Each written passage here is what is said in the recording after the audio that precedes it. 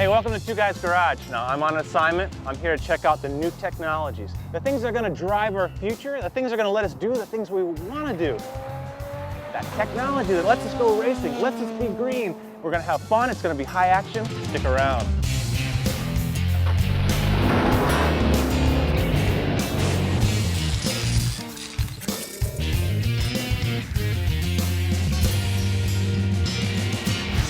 You guys know I'm a hot rod guy. I love to fill up my tank. I love to get on a track. I love to burn some rubber, have a good time. I like to go places. I consume products.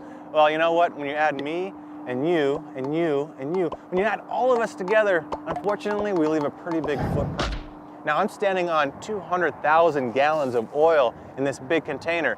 Well, that oil, it's old dinosaur technology, but it's the things we need, right? We gotta lubricate, we gotta burn fuel, we gotta go places. There's a lot of talk about green, but the part I love about green is not the sacrifice. Hey, what are you guys doing up here? Hey, look, Jeff. it's Kevin. Jeff Locke. This is the founder of Green Earth Technologies. He's one of the guys that's helping find solutions to bridge that gap between the things that we normally have to sacrifice to go green with what we don't, and puts them together to let us go have some fun. That sounds great. Well, welcome to Delta. Let's go on down and see how the oil is made. Cool.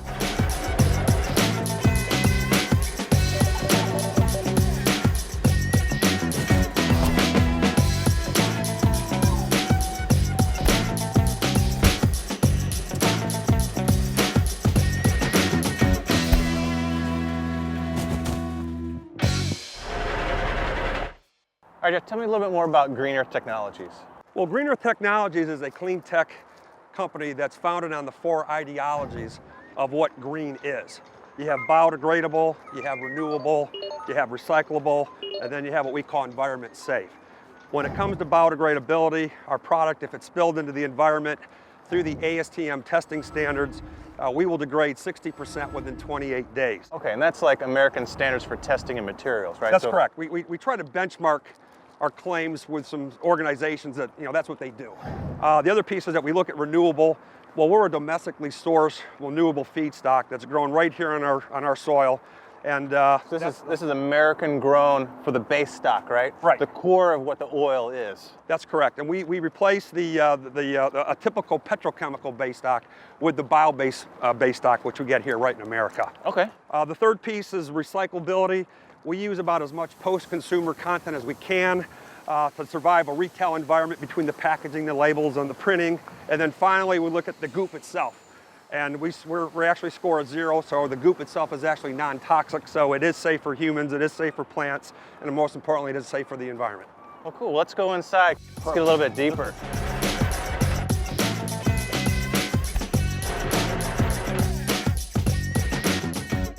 Ooh, all right, we got test equipment, we got scientists. Ooh, I see a little flame going on. All right, Jeff, tell me what we're doing here. Well, this is where we test all the oil to make sure that it satisfies the quality assurance that we want to make sure when the product goes to market. Okay, now you talked about, you said goop, but I know that's sort of a technical term for sort of a scientifically formulated oil. What I'm familiar with on a conventional oil is, maybe 80% of it's, a petrochemical base stock. Just like if you're baking, you're going to use flour. And then you throw ingredients like butter and sugar and spices, and that's what we put additives. So that other 20% in a conventional oil is additives for like anti-foaming, anti-wear. So are you guys doing the same principle, but you're just replacing the base stock now with? Pretty much the base stock. What we'll find is that if you look at this oil here, this is the oil that you would get in a typical full synthetic motor oil. Okay, that looks like motor oil I've seen before. Here's our green oil. Smells like it. Hey Jeff, that's not green. And as you can tell, it's very similar. I'm not tasting it. After you. Mine you probably could, but we don't suggest it, but it is a full synthetic. Okay, but they look the same, so can you put that in your car? Yeah, it's the same performance that you would find in a typical full synthetic. Again, the biggest difference that we have versus other full synthetics is that we replace the base stock with a bio-content base as opposed to a petrochemical base. Technically what we do is we take animal fats and plant oils, and we're actually able to create a polyol ester, which gives us that superior performance. The cool thing about our oil is that we have a tagline, save the earth, sacrifice nothing, which means that consumers shouldn't have to pay more or give up value or quality in order to do their part. So what we're doing is providing an oil that performs similar, it's priced similar, but the difference is that it's green.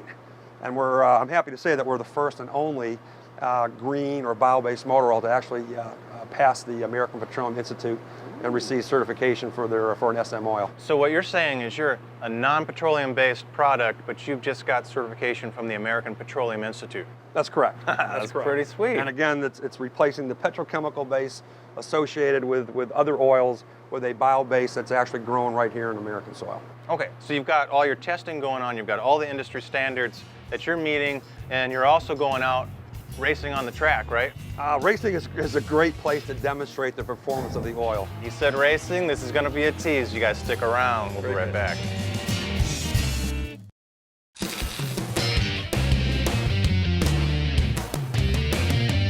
All right, welcome back. Now we're at Delta Companies Group. This is where we're blending that green oil that we're going to put in all of our vehicles and our race cars. And this is Jeff Locke from Green Earth Technologies, and he's walking me through some of the neat equipment and the testing and all the stuff that goes into developing these oils. The oils, and this is where we test it. This is a laboratory that makes sure that the quality stays to the point to where we want the oil to be when it gets to the marketplace. Now, you guys are taking it to the next level besides just the lab. You're taking it on the track, right? Yeah, we do world testing at the American Le Mans, which it's one of the most incredible endurance races in America. And if the oil can survive a 12-hour endurance race at American Le Mans, then we think it's going to survive just fine in your car at home. All right, so we actually went out to see exactly what they're doing on the racetrack. Check it out.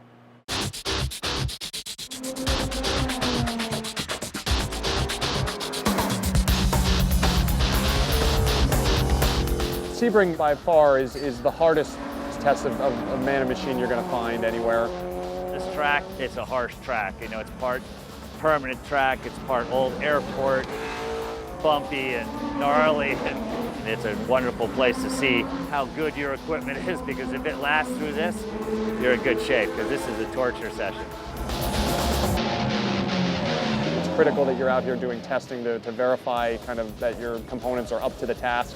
And you know, for us, this is a very important test because this is the first major test of 2011, and it's our intention to come here and do quite well in the 12 hours. A great platform for us to see how the oil works and then really understand what we need to do to make it better. The oil is proven to can survive an entire season of running in the American Le Mans Series, so you know, I think it's certainly has our buy-in. What we found so far is that we have great lubricity. We tend to run cooler, a lower wear factor on the bearings and everything, and that's going to be our real test with this engine, because the tolerances are so tight that, you know, we're going to get a lot of information on how we're blending our oil to, you know, for the super high-end market. So that'll make it so much easier going back to the street market, which doesn't have to run such tight tolerances.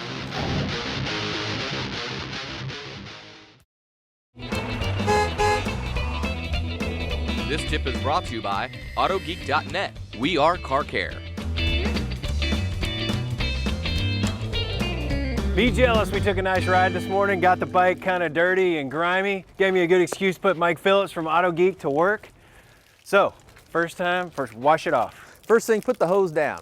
Put the hose down. We don't need the first. What you want to use is the S100 Total Cycle Cleaner. Okay. And a Daytona motorcycle Whoa. wheel brush. So instead of water, this is like soap and water together? Yeah, it's everything you need to clean it. Plus it includes corrosion inhibitors. You just take and spray this all over the bike. Okay. You let it do the work. If you got any place that's extra grimy or grungy, like brake dust down here, you can take this and bend it. You can get in these tight areas here, agitate it, then you blast it clean with a strong spray of water, and we'll be ready to dry it off. Now that we've finished washing the bike, we want to use the S100 drying towel to remove any water, and this will keep water spots from forming. I like this too because it comes with this package. I don't know about you, but I've got like oily rags and all kinds of junk in here. So all you have to do is put it inside. There's a little hole, it stays moist, and you've got a towel. If you're out on the road, you get some rain or whatever, it's already there, ready to rock. What's next? This is the S100 Detail Plus Wax. Now what's cool about this is the aerosol. You just spray it on the paint, spread it around the microfiber, wipe it off. You got that nice, just waxed look. Yeah, that works really nice on this black, shining up really, really good. It leaves a coating of protection. Okay, what else? Next is called the S100 Engine Brightener. Now what this is going to do is it's going to restore that factory black look to any black crinkle finish paint. And these are some Q-tips that S100 makes. They're kind of like a Q-tip on steroids. You get into that little tight area so you can kind of spread it around. Yeah, a lot of these wrinkle black engine cases get that weird chalky look. Yep. It's really strange, so I hadn't seen something like that. It's pretty cool. Factory black look. All right, what else? This is the S100 corrosion protectant. Now what this does is it lays down an invisible barrier coating on any of the steel, chrome, or aluminum components. So that's nice if you're right before you take a ride or if you're gonna store it for the winter. Be a lot easier to wash at that point too. Yeah, it's gonna stop corrosion in its tracks. So right before you store the bike for the winter or if you're getting ready to go on a ride. Now for the fun part. Let's get out of here. You getting on the back? Oh, no, I'm gonna take this off. For more information on this, check out autogeek.net. All right, welcome back. Now we're at Delta Companies Group. Now this is where we're blending all these sort of magical, scientifically formulated ingredients to make all the different types of oils and blends that you guys do here. This is Dave Nelson. This is the guy that knows how it all works. He's going to run us through a little bit of somehow what you guys end up at the end. As we start outside with those raw materials in the big tanks that you saw, but all those different raw materials have to come together in a blending tank. And what we do is we take the bio-based base oils that you get from Green Earth Technology, we pump them up, they come down through these lines. We also bring in additives. We're blending a special, unique additive package upstairs right now for Green Earth so that it makes it work. And that pipes down into this site, and then through shear blending, it's a pumping action, and that pumping action actually creates a shear and a blending action for all of those. Okay, now you guys do over 200 blends, so how do you keep track of all the recipes, all the ingredients, know what to put in where, not to put in too much salt, pepper, sugar? It can be pretty complicated, but what we have is a sheet that tells the recipe of each individual blend, and we use scanning technology to ensure that everything that's supposed to go in that blend is on the sheet, is scanned, and it's validated. The other thing that we do to make sure that the quality is there is anything that comes in, like you were outside by the tank truck and you saw the tank trucks unloading samples. Samples have to go up to the laboratory and be inspected, a top sample and a bottom sample, to ensure the quality and consistency is right before it ever gets into this tank. And then we hold a sample for 2 years so customers can come back and say, was that exactly what was in this particular bottle? Okay, well I tell you, to make this big a recipe, you must have a giant measuring cup. We have a giant scale that goes along with that measuring cup. Come here, let me show you what we've got. All right. This is called a load cell, and what it does is it measures the entire weight of the tank, the structure that supports it, and all the liquid inside of it. Right under here? Right here. Well, I had a really big lunch, so I'm not sure if this thing could hold all my weight all the way up to, what, 90,000 pounds? 90,000 pounds. So we probably could measure the weight of your lunch here. Because this goes down to these 1 pound? Exactly, 1 pound increments we can measure to. So we could go 90,000 in 1 pound? Cool, now you guys have flow meters and stuff too? Yeah, we have flow meters that also measure this, but there's nothing more accurate than actually knowing what's in the tank, and you can measure it right here. We've been using this technology even since 1946. Well, if it worked for Thomas Edison, it probably still works for us today. Now you talked about some of the different additives, friction modifiers. Is that something that we can see? We're making some upstairs right now. Oh, let's go check it out. All right. Cool. Really, so that's all the viscosity modifier is? And that's how simple it is. He takes the vacuum lift and puts the viscosity index improver into the guillotine cutter. It chops it up into small pieces that then fall down into the swirling hot oil down below, and they blend right in. Viscosity index, you see it on your oil, it's 5W30 or 20W50. Well, an oil, when it gets hot, gets thinner, and more watery. Well, when your engine gets hot, you actually want that oil to be nice and thick and, operate kind of like it was when it was cold. So you put these polymers in, these polymer chains, they actually grow and shrink under temperature and keep that oil stable, right? Stable is the right word. You want to maintain the same viscosity through temperature. That's cool. VM right here. Cool.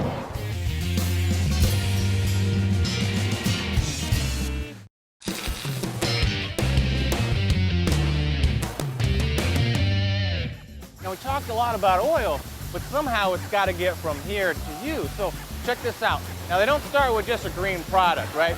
in the product goes a green bottle. Now they spent a lot of time developing this bottle. It's got 30% post-consumer recycled plastics in it, and of course, it's all recyclable, so it's sustainable.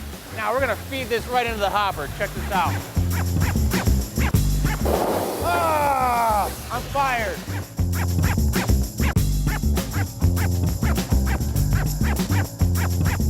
Now this guy is cool. Just like, you know, at the bowling alley where it sets the pins up so you can knock them down. Every now and then you got one backwards. It's just gonna automatically flip it around because you know what's coming down on this end here. We got labels. We got a front side, we got a back side. Now this is kind of neat though. See, they got no date code on them, but all of a sudden, magic. This is a paint gun. It's actually throwing that date on there as it flies by. All right, Fuller, next car, I want to see you paint it while it's moving. Now we're staging, right? We're gonna wander around a little bit, and we're gonna make our way right through here where all the pipes coming down, feeding the right product, and we got our dispensing unit. And you can see these cylinders are actually squeezing the oil in as they come down, and it'll raise back up, refill for the next bottle to come around. Now check it out. It's even got a little wipey, just like your favorite frosty beverage, not a spilled drop.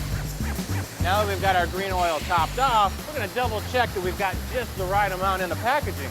Just a little quality control. Now we're gonna come through here. Can't give it to you like this. You're gonna spill it on that long ride home. So let's throw a top on it. All these little green caps just with the right amount of torque. Check it out. We're gonna spin those guys on, lock them down. Now we gotta run down the line here, get them in a box so we can ship them to you. Is this one yours? This one yours? That one's mine. That one's mine. Is that one yours? Check it out. We're gonna throw these guys in the boxes. These are 50 to 100% recycled cardboard, so we're still giving it to you in that green packaging. We're gonna put it on a truck. It's gonna be in a store near you. We are all wrapped and bundled. This baby is ready to ship, and I am out of here. Except for this guy. Hey, who brought this guy in? What are you doing over here? I thought we were done. Yeah, I don't work here. I'm actually a third-party consultant. My name's Sean Blennis. Hey, Sean. I work with Intertech, and I'm here actually doing a life cycle assessment on G-oil. Huh, so what does that mean? Well, it means I'm trying to get the environmental footprint all the way from the cradle to the grave. Okay. Disposal, reuse, whatever. So basically all the elements that, you know, we pull together out of the ground or wherever the sources are, you're tracking all the energy and what it takes to transport those, process them, everything to when it finally gets into that bottle on the shelf? Even beyond that, I'm tracking it all the way to its end of life. You know, try to understand where the big impacts are along that chain, so I'm not focusing my efforts on the small impacts. So I can't just go in and say, well, I think I'm gonna add this little label on here and then I call myself green. This is really putting a bottom number on the whole thing, right? Yeah, it's putting the bottom number on the whole thing, and you can get a better feel for how everything is. Okay, well, you're about to melt my brain with all that stuff. I'm gonna let you keep working. Thanks, Sean. Pleasure meeting you. Take care.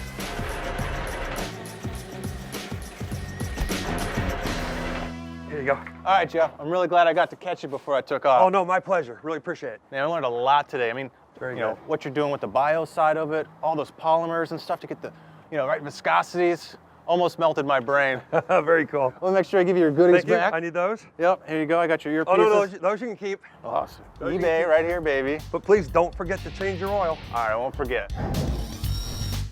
For more information about anything you've seen on today's show, check out speed.com or visit TwoGuysGarage.com.